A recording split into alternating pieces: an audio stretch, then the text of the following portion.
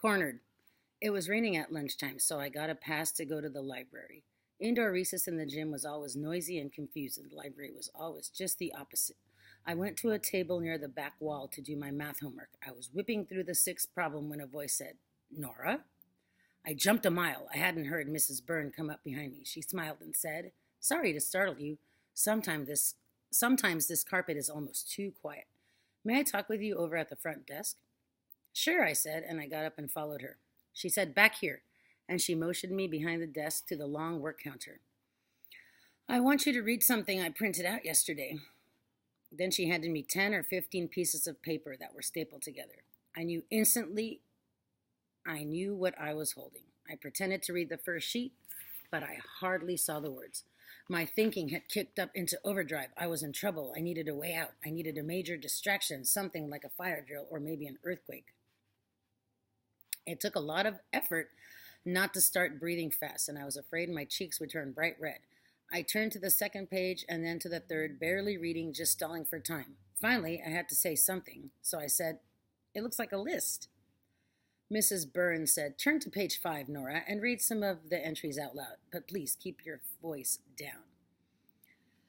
I skipped ahead and started to read. MIT Internet Registration Homepage, Issues in Lightwave Theory, janegoodall.org homepage, Fuel Cell Technology Comes of Age, Hybrid Vehicles Find New Homes, Cold Fusion Anomalies, Field Museum Egyptology Department, Richard Feynman's lecture on... Mrs. Byrne interrupted and said, Thank you, Nora, that's enough. Can you tell me what you've been reading? Something from the computer, right? I looked into her face. She wasn't buying my innocent act, not even a little bit. Mrs. Byrne shook her head. No, it's more like something from your computer, Nora. More precisely, that information is stored under your login account on the Media Center's main server. When I began to back up the system yesterday afternoon, one terminal was still active, the one in the corner. I went to shut it down, but something on the internet browser caught my eye, something about the Connecticut mastery tests. I don't remember any teachers using that terminal, so I checked the login name, and it was you, Nora. You forgot to log out when you went to the meeting in Mrs. Hackney's office. I know you might think I was prying, but it's part of my job to monitor the internet activity of all student accounts. So I looked around a little bit. Mrs. Byrne looked me right in the eye. She said, What you're holding there are the first 13 pages of a 159-page document that lists the web pages you have visited or accessed since the beginning of the school year. Your files are using 5 gigabytes of storage space on the server. Do you know what that means, Nora? I think you do, but I'll tell you anyway. It means that so far this year you have gathered more information for access and retrieval than all the rest of the 4th and 5th grade students combined. Just glancing through the web pages of links that you have in your hands there, it appears that you have done extensive research on alternative energy sources. You have been trading emails with a primate expert at the Jane Goodall Institute. You have a keen interest in educational theory, and apparently you have been enrolled in a college-level astronomy course over the internet at the Massachusetts Institute of Technology. Again, she paused. Then, speaking slowly, Mrs. Byrne said, But the most interesting thing to me is the fact that you are the child who failed her basic internet research project 3 weeks ago and therefore got a D in library skills. So, Nora, how should I be thinking about all this new information? Mrs. Byrne had me. I was trapped.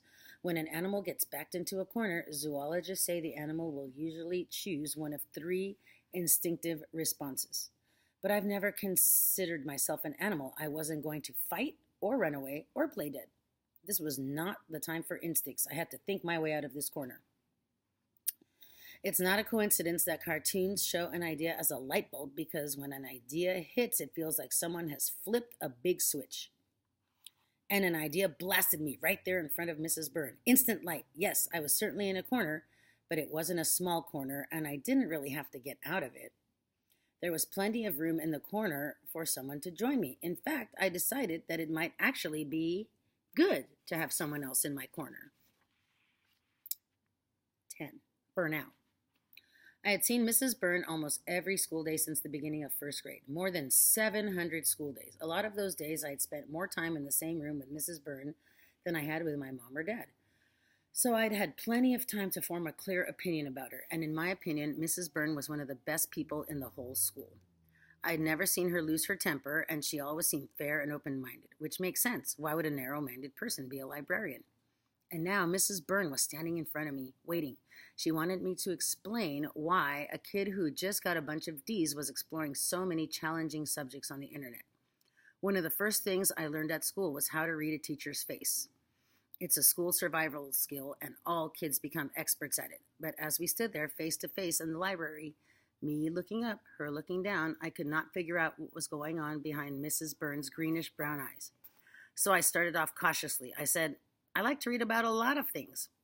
She smiled slightly. I already know that much, Nora. I want to know about your grades. It's perfectly clear to me now that you are not a below average student or even an average student.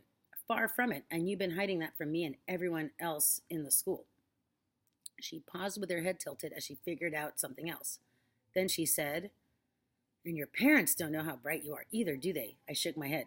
So why have you been keeping this a secret? She asked. I told her the truth in the simplest way I could. I said, I didn't want to be different all the time. I mean, I am different, and I know that. I just didn't want everyone else to treat me that way because it's not their business. Mrs. Byrne nodded slowly. I can understand that, I think, but why the low grades? I had to trust her. I had no choice, I said.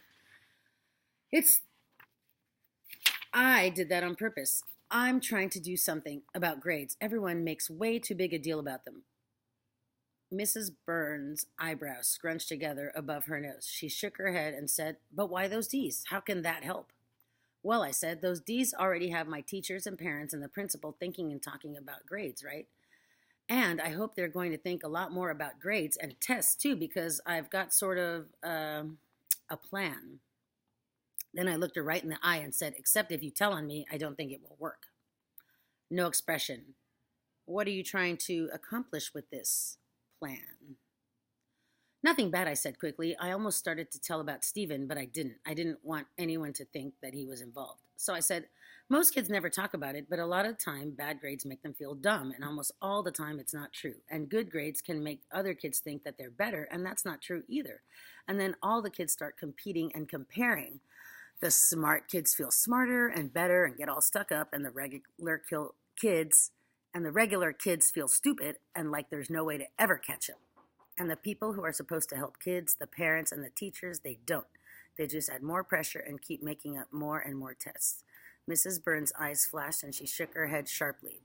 But the teachers don't like all this testing either, and I was not happy when they made me start giving grades in library skills. That's not what the library is for. So don't think it's only the teachers, it's the school boards and the state and the federal government too. Then her pale cheeks colored, just a hint. Mrs. Byrne tried to hide it, but she was embarrassed by that outburst. She hadn't meant to show me what she was feeling, but she had. I pretended not to notice. I said, well, anyway, we have to have tests and the grades, and of course the grades are going to be used to sort us into different levels in 6th grade, the smart kids and the dumb kids, and I don't like the way it's done, and I want to try to change some things. Mrs. Byrne said, isn't this dangerous for you, getting such bad grades? I said, maybe, but it's sort of like I have immunity. I'm smart, and I know I'm smart, and I know that when I have to prove I'm smart, I'll be able to.